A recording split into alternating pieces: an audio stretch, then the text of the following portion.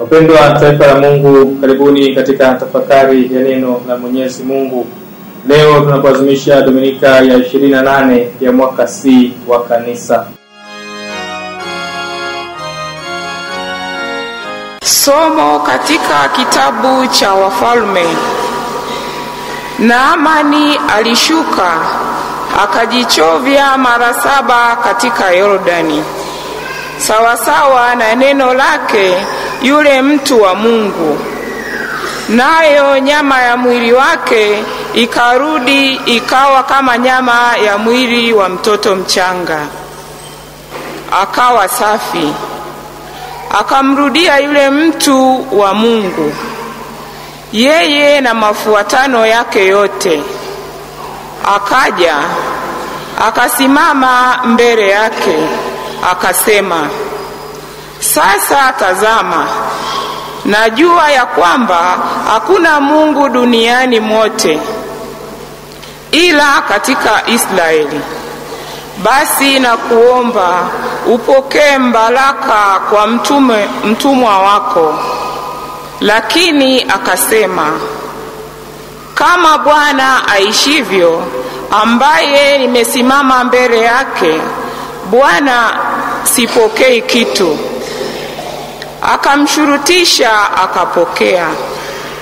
Akamshurutisha apokee, lakini akakataa.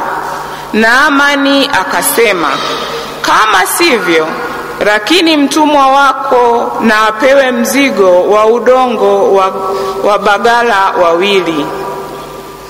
Kwa maana mtumwa wako atatoa tena sadaka ya kuteketezwa wala dhabihu kwa miungu mingine ila kwa Bwana.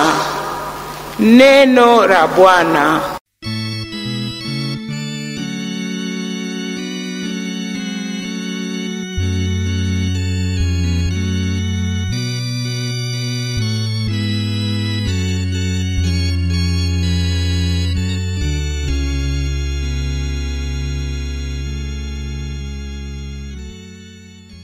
Somo katika waraka wa pili wa Mtume Paulo kwa Timotheo. Mkumbuke Yesu Kristo aliyekufa katika wafu, wa uzao wa Daudi, kama inenavyo Injili yangu. Nami katika hiyo nimeteswa hata kufungwa kama mtenda mabaya, lakini neno la Mungu halifungwi. Kwa ajili ya hilo nastahimili mambo yote kwa ajili ya wateule, ili wao nao waupate wokovu ule ulio katika Kristo Yesu, pamoja na utukufu wa milele. Ni neno la kuaminiwa, kwa maana kama tukifa pamoja naye, tutaishi pamoja naye pia. Kama tukistahimili, tutamiliki pamoja naye. Kama tukimkana yeye naye atatukana sisi. Kama sisi hatuamini, yeye hudumu wa kuaminiwa, kwa maana hawezi kujikana mwenyewe. Neno la Bwana.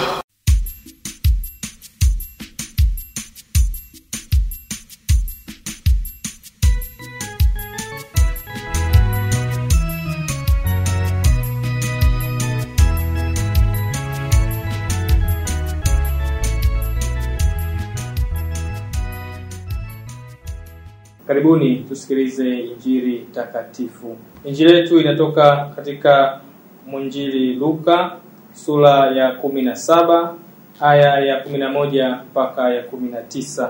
Yesu alipokuwa njiani kwenda Yerusalemu, alikuwa akipita katikati ya Samaria na Galilaya. Na alipoingia katika kijiji kimoja, alikutana na watu 10 wenye ukoma. Wakasimama mbali, wakapaza sauti wakisema, Yesu, Bwana mkubwa, uturehemu. Alipowaona aliwaambia, enendeni mkajionyeshe kwa makuhani. Hao walipokuwa wakienda walitakasika, na mmoja wao alipoona kwamba amepona, alirudi huku akimtukuza Mungu kwa sauti kuu. Kaanguka kifudifudi miguuni pake, akamshukuru, naye alikuwa Msamaria.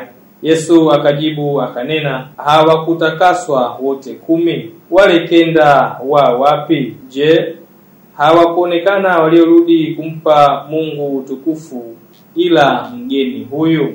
Akamwambia, inuka, enenda zako, imani yako imekuokoa. Neno la Bwana.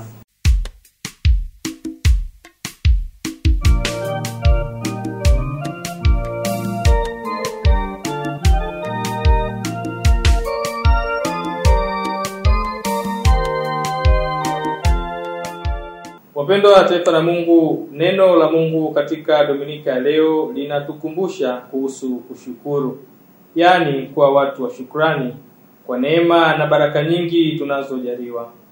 Shukrani huainisha sala ya kanisa ambalo katika kushukuru hushiriki shukrani za Kristo.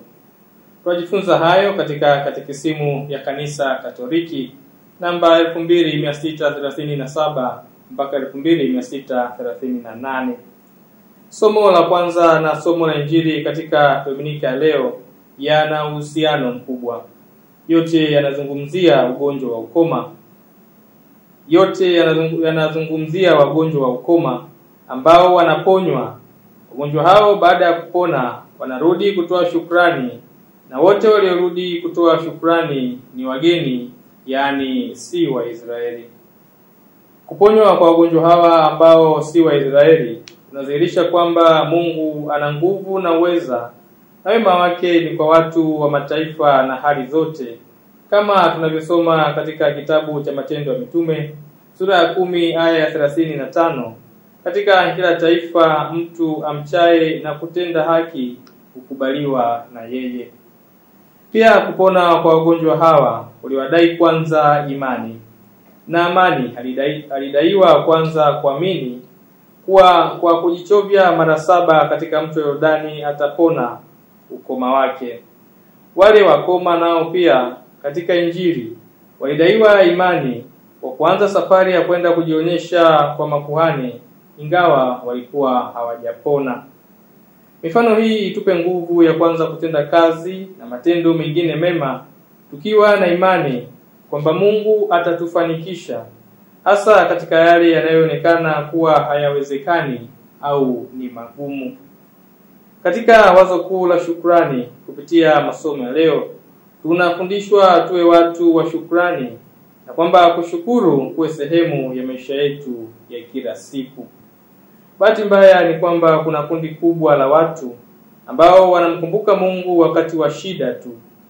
Watu hao wanapopatwa na shida fulani usali novena na sala za aina mbalimbali wakimuomba Mungu awasaidie katika shida zao, lakini ni wachache tu kati yao hurudi kushukuru. Leo tunaalikwa kuiga mfano wa Naamani na wa Msamaria, yaani kurudi kwa Mungu na kumshukuru. Tujifunze pia kutoka kwa mzaburi ambaye kama sehemu ya shukrani anaamua kulitangaza jina la Bwana.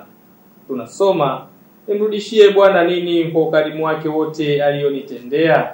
Nitakipokea kikombe cha wokovu na kulitangaza jina la Bwana.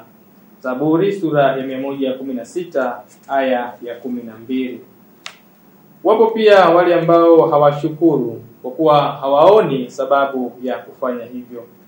Kwa watu hao, mambo kama ugumu wa maisha na matatizo mengine hufanya wasione sababu ya kumshukuru Mungu. Hata hivyo, yatupasa kukumbuka kuwa kuna mengi ambayo tunayaona kuwa ya kawaida au madogo ambayo wenzetu wengine hawana. Tunapaswa kushukuru kwa hayo pia. Mfano mdogo ni huu, kwamba swala la binadamu kupumua laweza kuonekana kwa dogo au la kawaida.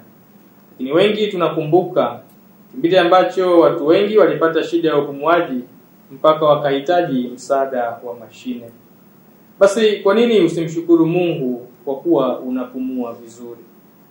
Tena zaidi ya hayo, tunasoma katika waraka wa kwanza wa Mtume Paulo kwa Wathesalonike sura ya 5 aya ya 18, shukuruni kwa kila jambo, maana hayo ni mapenzi ya Mungu kwenu. Ndio kusema tunapaswa kumshukuru Mungu katika kila hali. Jambo zuri kuhusu kushukuru ni kwamba katika kushukuru kuna kuomba. Ndio sababu Waswahili wakisema kushukuru ni kuomba tena. Kwa kulitambua hilo basi, vyema sisi nasi tukawa watu wa shukrani. Kwa namna hiyo tutakuwa tunakiri uweza wa Mungu. Tunaendelea kuomba aendelee kutukirimia neema na baraka zake. Tumsifu